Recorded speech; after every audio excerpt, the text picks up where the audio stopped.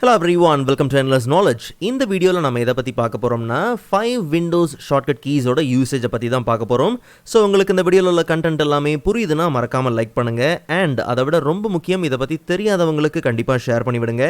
And நீங்கள் இன்னுமே சேனலை சப்ஸ்கிரைப் பண்ணாமலே பார்த்துட்டு இருக்கீங்கன்னா மறக்காமல் சப்ஸ்கிரைப் பண்ணுங்கள். அண்ட் சப்ஸ்கிரைப் பண்ண கையோட பக்கத்தில் இருக்கக்கூடிய பெல் ஐக்கனை கிளிக் பண்ணி ஆல் நோட்டிஃபிகேஷன்ஸை மறக்காமல் எனேபிள் பண்ணிக்கோங்க.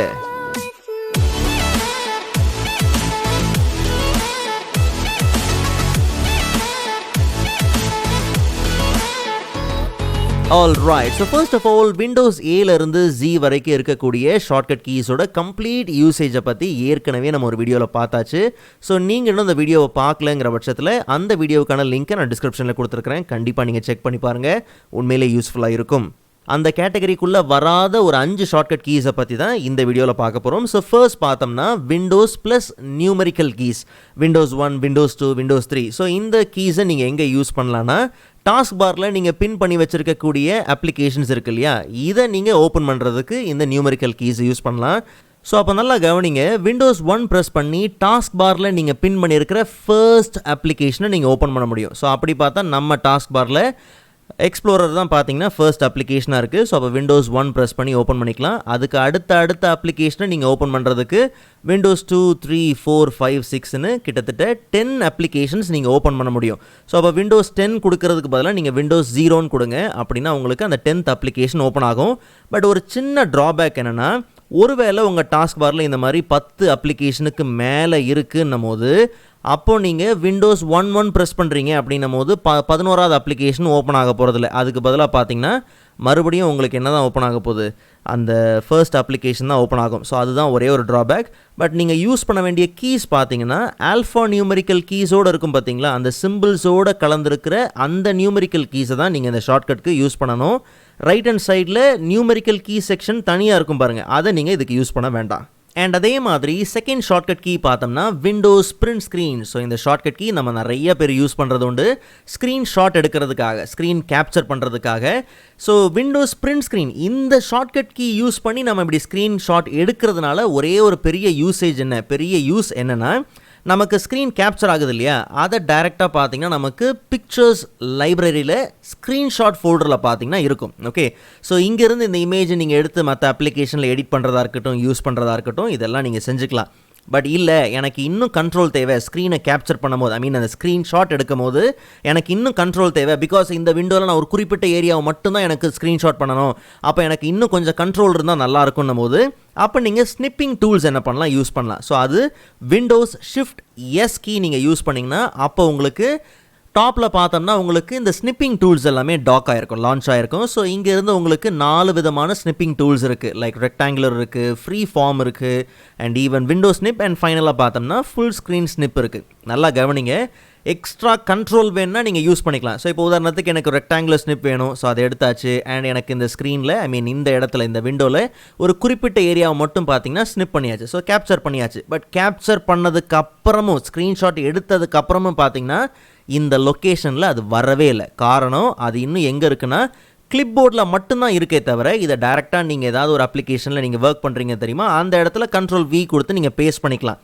பட் இந்த ஸ்னிப்பிங் டூல் யூஸ் பண்ணுறதை விட நம்மளுடைய ஸ்க்ரீன்ஷாட்டே, விண்டோஸ் பிரிண்ட் ஸ்க்ரீனே தாராளமாக யூஸ் பண்ணிக்கலாம். பிகாஸ் உங்களுக்கு தனியாக இமேஜ் வந்துட போது, அதை எப்போ வேணுமோ நீங்கள் எந்த அப்ளிகேஷனில் வேணுமோ தாராளமாக ப்ளேஸ் பண்ணி, அண்ட் அங்கே நமக்கு என்ன இருக்குது, தனியாக பிக்சர் டூல்ஸ் ஆர் எந்த அப்ளிகேஷன், கண்டிப்பாக அந்த இமேஜை எடிட் பண்ணுறதுக்கு நமக்கு ஏதாவது ஒரு டூல் இருக்கும். ஸோ க்ராப் பண்ணணுமா, குறிப்பிட்ட ஏரியாவை நம்ம தாராளமாக என்ன பண்ணலாம், க்ராப் பண்ணி எடுத்துக்கலாம்.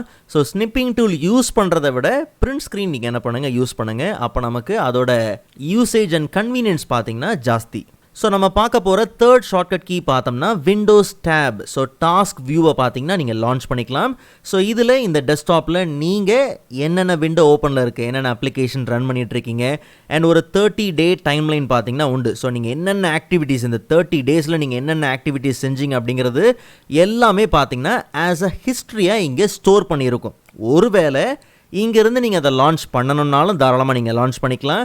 இல்லை, எனக்கு இந்த ஹிஸ்ட்ரி இங்கே இருக்கக்கூடாது, எனக்கு இது ஸ்டோர் பண்ண வேண்டாம், இது இங்கேருந்து ரிமூவ் பண்ணணும்னு நீங்கள் நினச்சிங்கன்னா, குறிப்பிட்ட ஹிஸ்ட்ரியை மட்டும் நீங்கள் ரிமூவ் பண்ண போகிறீங்கன்னா அதை ரைட் கிளிக் பண்ணி தாராளமாக நீங்கள் என்ன பண்ணலாம், ரிமூவ் பண்ணிக்கலாம். இப்போ உதாரணத்துக்கு லைக் வந்து 14th அக்டோபருக்கு போயிடுவோம். ஓகே, ஸோ இங்கே வந்து ஒரு 3-4 ஆக்டிவிட்டீஸ் இருக்குது இல்லையா, இதில் ஏதாவது ஒன்றை மட்டும் ரிமூவ் பண்ணணும்னா அதை மட்டும் நீங்கள் ரைட் கிளிக் பண்ணி தாராளமாக நீங்கள் என்ன பண்ணலாம், ரிமூவ் பண்ணலாம். இல்லை 14th அக்டோபரில் என்ன ஆக்டிவிட்டீஸ் இருந்தாலும் சரி அந்த ஹிஸ்ட்ரி இருக்கக்கூடாது, கம்ப்ளீட்டாக அந்த ரெக்கார்ட்ஸ் எல்லாமே போயிடணும் போது கிளியர் ஆல் கொடுத்து நீங்கள் என்ன பண்ணலாம், ரிமூவ் பண்ணிக்கலாம். ஓகே, ஸோ எப்படி டாஸ்க் வியூவில் நீங்கள் நிறைய கண்ட்ரோல்ஸ் எடுத்துக்க முடியும். மறுபடியும் நம்ம டாஸ்க் வியூக்கு வருவோம், அது வேற ஒரு விஷயத்துக்காக.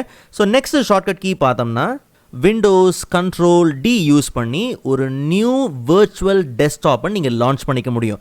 மறுபடியும் நீங்கள் விண்டோஸ் கண்ட்ரோல் டி ப்ரெஸ் பண்ணும்போது இன்னொரு டெஸ்க்டாப் பார்த்தீங்கன்னா லான்ச் ஆகும்.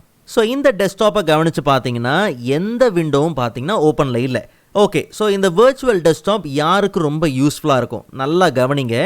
நீங்கள் ஒரு வேளை அட் அ டைமில் ஏகப்பட்ட அப்ளிகேஷனை ஓப்பன் பண்ணி நீங்கள் ஒர்க் பண்ணுவீங்க, உங்கள் ஒர்க் ஸ்பேஸ் சும்மா கண்ணா பின்னான்னு இருக்கும், நிறைய விதமான டாஸ்க்லாம் நீங்கள் பண்ணுவீங்கன்னும் போது உங்கள் ஒர்க் ஸ்பேஸை ரொம்பவே கன்வீனியண்ட்டாக நீங்கள் யூஸ் பண்ணுறதுக்காக இருக்கக்கூடிய ஒரு சின்ன ஆப்ஷன் தான் பார்த்தீங்கன்னா இந்த வர்ச்சுவல் டெஸ்க்டாப்.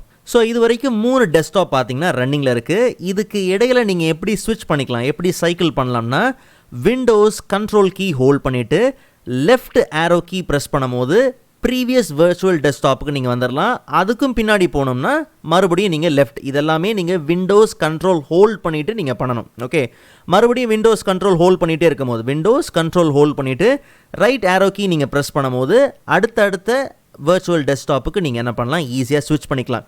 எல்லாம் ஓகே ப்ரோ, எனக்கு வேலைலாம் முடிஞ்சுது, இந்த டெஸ்க்டாப்பில் எனக்கு வேலைலாம் முடிஞ்சுது, அதனால் எனக்கு இந்த வர்ச்சுவல் டெஸ்க்டாப்பை கம்ப்ளீட்டாக க்ளோஸ் பண்ணணும் அப்படின்னும் போது ரொம்ப சிம்பிள். அதே விண்டோஸ் கண்ட்ரோல் F4 கொடுத்து நீங்கள் க்ளோஸ் பண்ணலாம். மறுபடியும் Windows control F4. Okay, so நீங்கள் ஒர்க் பண்ணுறீங்க இல்லையா, அந்த டாஸ்க் அந்த வேலையை கொஞ்சம் கன்வீனியண்ட்டாக நீங்கள் செய்யணுங்கிறதுக்காக தான் அந்த ஒர்க் ஸ்பேஸ் தான் இது. ஸோ இந்த வர்ச்சுவல் டெஸ்க்டாப்பை நீங்கள் லான்ச் பண்ணுறதுக்கு இந்த ஷார்ட்கட் கீ மட்டும்தான் வழின்னு கிடையாது. நம்ம ப்ரீவியஸாக பார்த்தோம் பார்த்தீங்களா, விண்டோஸ் டேப் அந்த டாஸ்க் வியூக்கு போனீங்கனாலும் டாப்பில் பாருங்கள் உங்களுக்கு நியூ டெஸ்க்டாப் உண்டு. இப்படி இங்கே கூட நீங்கள் என்ன பண்ணலாம், மல்டிபிள் டெஸ்க்டாப் ஓப்பன் பண்ணிக்கலாம், இல்லை மல்டிபிள் டெஸ்க்டாப்பை இங்கே க்ளோஸ் பண்ணிக்கலாம். ஒரு வேளை ஷார்ட்கட் கீஸ் ரொம்ப கஷ்டமாக இருக்குது ப்ரோ, அதனால் எனக்கு வந்து இந்த மாதிரி சிம்பிளாக நீங்கள் யூஸ் பண்ணாலும் பண்ணிக்கலாம். பிகாஸ் வந்து ஓப்பன் பண்ணுறதுக்கு விண்டோஸ் கண்ட்ரோல் டி, க்ளோஸ் பண்ணுறதுக்கு விண்டோஸ் கண்ட்ரோல் F4, ஸ்விட்ச் பண்ணுறதுக்கு விண்டோஸ் கண்ட்ரோல் என்னது லெஃப்ட் அண்ட் ரைட் ஆரோ அப்படின்னு போது கொஞ்சம் குழப்பமாக இருக்கும். ஸோ நீங்கள் பெஸ்ட் என்ன பண்ணலாம், விண்டோஸ் டேப் கொடுத்தீங்கன்னா டாஸ்க் வியூ ஓப்பன் ஆகும். டெஸ்க்டாப் நீங்கள் virtual desktop create R delete பண்ணுறதுக்கு நீங்கள் தாராளமாக என்ன பண்ணலாம், இந்த ஷார்ட்கட் கீயை இந்த இடத்தையே நீங்கள் யூஸ் பண்ணிக்கலாம்.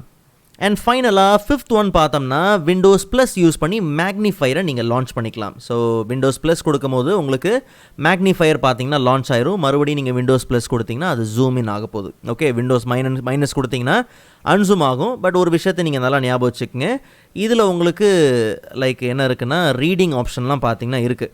இப்போ உதாரணத்துக்கு லைக் இப்படி வச்சுப்போம்.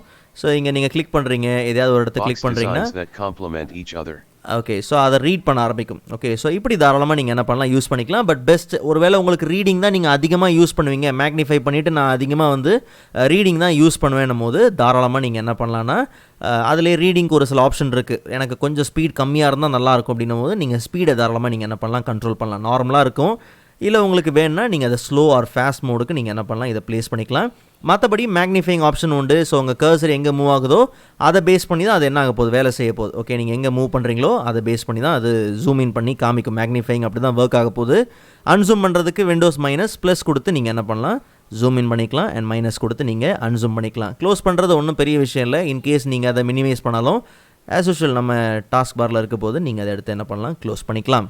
ஸோ நான் ஆரம்பத்திலே சொன்ன மாதிரி windows A to Z shortcut கீஸை செக் பண்ண மறந்துடாதீங்க. உண்மையிலே நிறைய விஷயங்கள் இருக்குது, கண்டிப்பாக நீங்கள் லேர்ன் பண்ணிப்பீங்க. ஸோ நெக்ஸ்ட் வீடியோவில் அதை விட இன்ட்ரெஸ்டிங்கான டாப்பிக்கை பார்க்கலாம். அதுவரை காத்திருங்கள்.